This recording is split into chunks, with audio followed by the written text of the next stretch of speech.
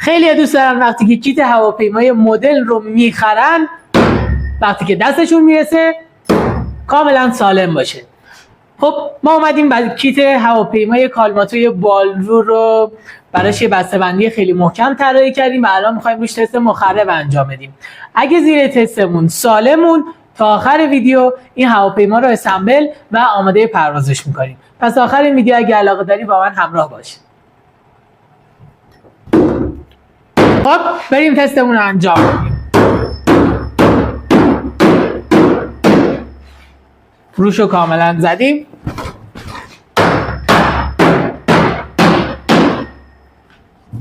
بغل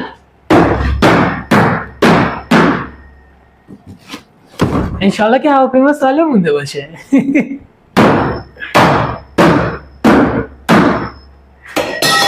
اینجاش پوکید و دوباره روش. بذار دوربین رو بیارم جلو. ویدیو رو قطع نمی کنم که مثلا دوستان نگن یه کیت دیگه آوردی. و حالا بریم سراغ باز کردنش. ببینیم که زیر تست مخربمون سالم مونده یا خیر.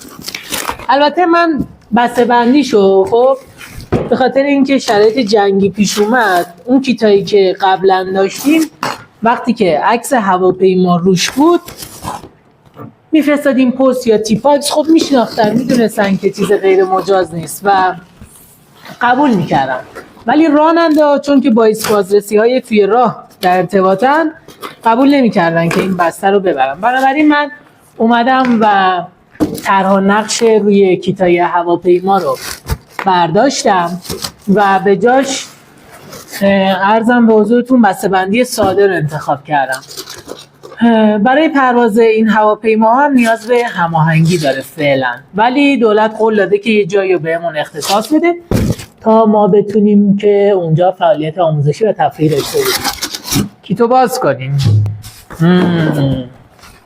کاملا سالم. اوی رادیو کنترل الان افتاده بود. خب چیزایی توشو میذارم بالا و حالا بریم سراغ محتویات داخل کیت. ببینید ما کیتامون معمولا بدون رادیو کنترله، ولی اگر رادیو کنترل نداشتین میتونین درخواست بدین که مثل این کیت براتون داخلش قرار بدیم. یک رادیو کنترل 8 کانال که قیمتش جدای از کیت محاسبه میشه و در اختیارتون قرار میگیره. نقشه فایل آموزشی راهنمای نصب شبیه ساز و عرضم به حضورتون راهنمای اسمبل کیت. البته ما ویدیوی آموزشی هم در اختیارتون قرار میدیم. ملخ بدنه هواپیما که می‌بینید کاملا سالم پس از تست فوق العاده خشن ما جون سالم در برده و هیچیش نشده. ملخ شابلون هایی که باید باهاش بدنه رو زیبا کنیم. تیغ کاتر رو کجا گذاشتم؟ خب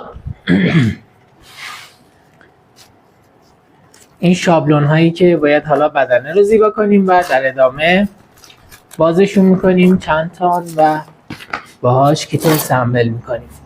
رادر هواپیما که بازم از تست مخرب جون سالم در برده. الویتور ببینم اینم جون سالم در برده و فوم هایی که حالا واسه این که بسته لق نزنه. چرخ ها، چسب مخصوص و سیم لینک الویتور، شارژر و باتری هم که داخل خود هواپیما اون جلو کار شده. اینجا شارژر رو تست بکنیم. این که اینجا میبینین مال شارژر هست. اینی که میزنیم اینجا چراغش روشن میشه. ولی البته این فقط مال تستشه. این باید تو برق باشه. وقتی تو برقه و این چراغ قرمزه یعنی شارژ باتری فوله. اگه تو برق بود این چراغ قرمز بود یعنی در حال شارژ باتری هستش. و اینجا این کانکتور بس میشه به موتور و اینم از این. البته یه ملخ داخل کیت هستا. خب اینم از اینو. بالش رو ببینیم از تست. این قطعات لاستیکی مال اتصال زیر چرخا به بدنه هست و بالو هم ببینیم. اینم از تست مخرب سالم به در برده. بله